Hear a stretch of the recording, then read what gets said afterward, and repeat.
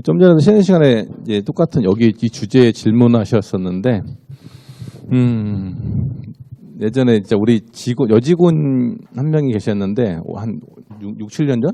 입주장 할 때? 아파트 입주장도 많이 했거든요.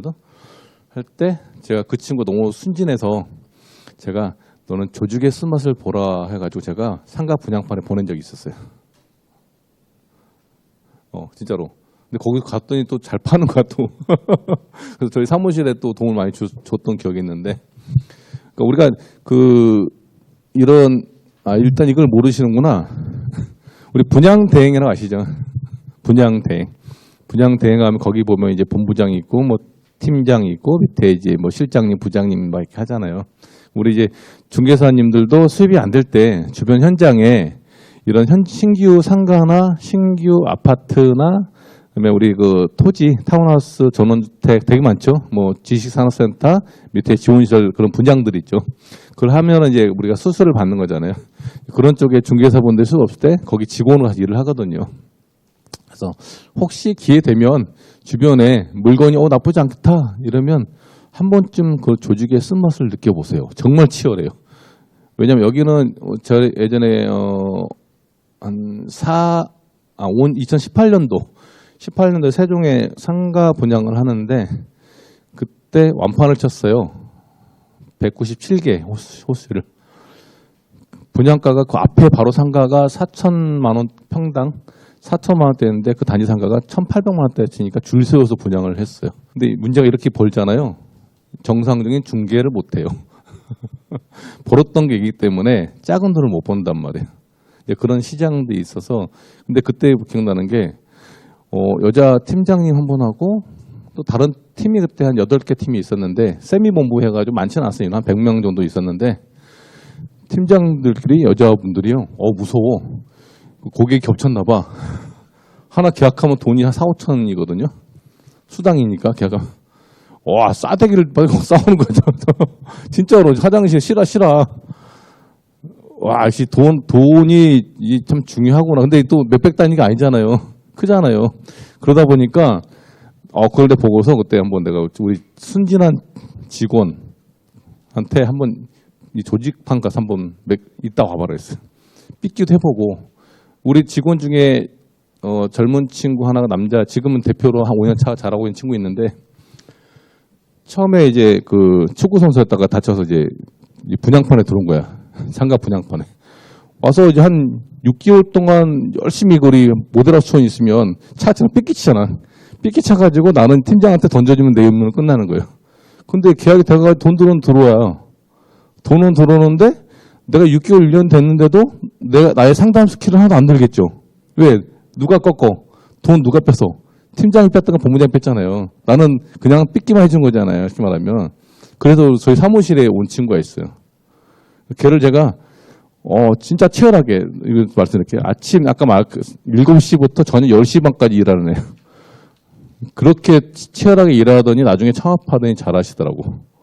근데 그 친구 역시 조직의 맛을 본 친구들이고 한 번쯤 기회 되면 부동산 들어가기 전에 주변 현장에 있으면 그 대신 물건이 내가 소개해가지고 그 수분양자한테 피해를 주면 안 되잖아요.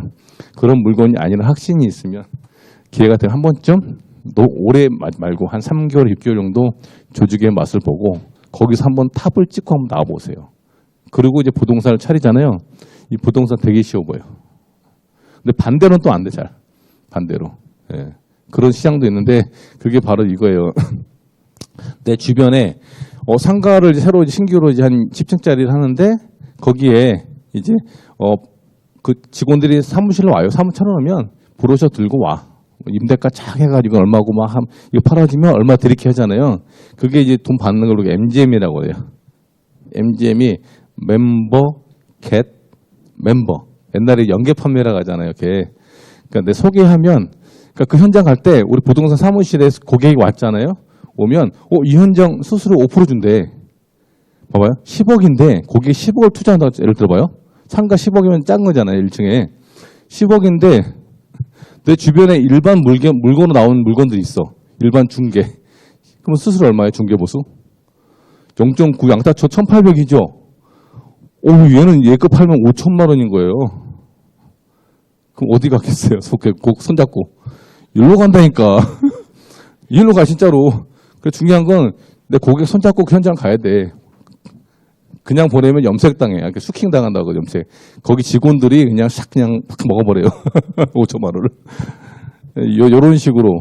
그리고 올해 전에 한번 우리 김某某이사님이 계셨는데 그분은 본인 물건 중에 가장 좋은 물건이 뭐냐면 수수료 센 물건이 가장 좋대요.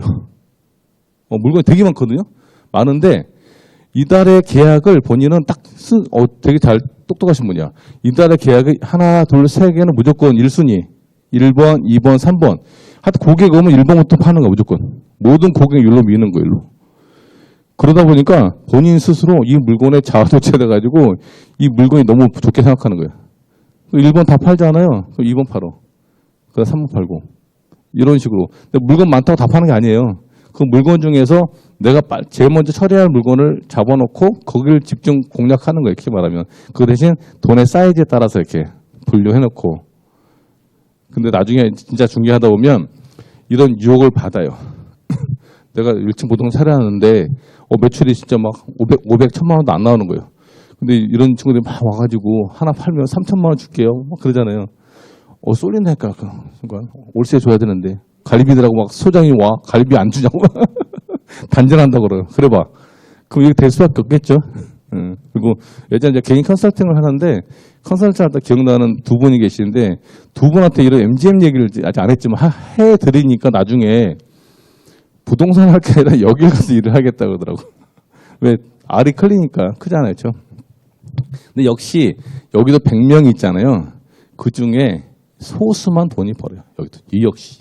이 역시 대부분은 들러리 박수부대예요. 네, 진짜로. 그래서 이 MGM 상당히 중요한 부분인데 이 상가적은 진짜 큽니다. 근데 진실되게 첫 조건이 MGM 무조건 하셔야 되는 거예요. 네? 해야 되는데 물건이 나쁘면 안 하지만 물건이 좋다 하면 무조건 소개해야 되는 거 소개. 돈 벌어야 되는데 우리 중개랑 비교가 자체가 안 돼요. 그래서 저 같은 경우에 올라오면 보통 우리 여기 계신 분들이 오면은 그 친구들이 보통 수도권은 한 1.5%에서 많이 주 한 2.5, 3% 안 넘어갈까 보통 그 정도. 보통 여의도 보니까 한 1.2% 정도 주는 것 같더라고요. 그 정도 선이지만 나중에 이제 좀 이제 본인들이 내 보통 주변에 좀 건물주도 이렇게 알게 되잖아요. 그러면 실질적으로 만약에 그 건물을 분양하려면 분양 대행사를 놓을 거 아니에요. 그러면 내가 분양 대행사가 되면 돼요. 수수료가 3% 5%가 아니겠죠. 그래서 제가 세종에서 제가 지금 현재 갖고 있는 MGM 물건 중에 가장 큰 거는 24%. 24% 가장 적은 거는 그 10% 이하는 취급을 안 해요. 왜 안 하냐? 10% 받아 저도 나눠줘야 될 거 아니에요. 부동산이 지방은 움직이려면 최소 3%는 줘야 부동산 우리 사장님들 움직여. 그럼 10%에 3%도 해줘야 되죠. 이런 식으로 또 나가니까 그런 식으로 나중에 이제 단위가 틀려지고 한 번 기억나는 거는 그 파라곤 아파트 이제 입주장이고 아파트 상가 MGM 얘기예요. 교장선 인천에 되게 유명한 치면 나와요. 교장 선생님인데 그 상가를 사겠다고 본인 마음을 결정을 먹었어요. 다른 단지 상가. 근데 그 밑에 며느리님이 저희 아파트 고객이었어요. 그래서 며느리가 저기 대표님 한번 만나고 마무리를 하고 결정하자고 왔어요.